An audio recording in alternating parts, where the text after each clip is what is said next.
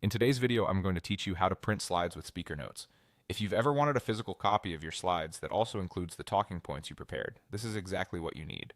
It's perfect for rehearsals, live presentations where you want a discrete reference, or sharing detailed handouts with a team.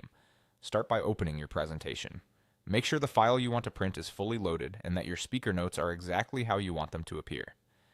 If you've recently edited your notes, give the page a second to save so everything is up to date. Next, go to the File menu and choose Print Settings and Preview. This opens a special preview mode designed to help you control how your slides will look on paper.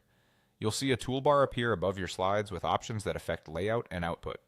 This area is your staging ground to confirm that the printout will include the notes and look the way you expect.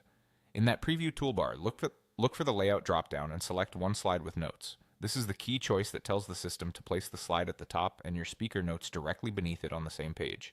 When you pick this option, your preview should update immediately to show both the slide and the notes together. Take a moment to scan a few slides.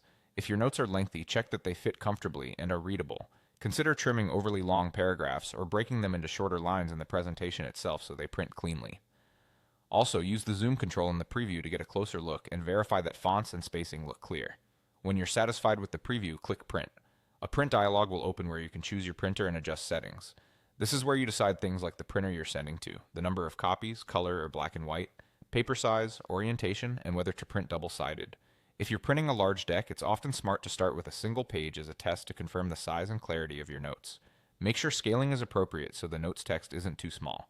If you need to limit what you print, use the page range to output only specific slides. Once everything looks right, confirm the print. That's it. You've printed your slides with speaker notes ready for practice, delivery, or sharing. Thanks for watching, and happy presenting.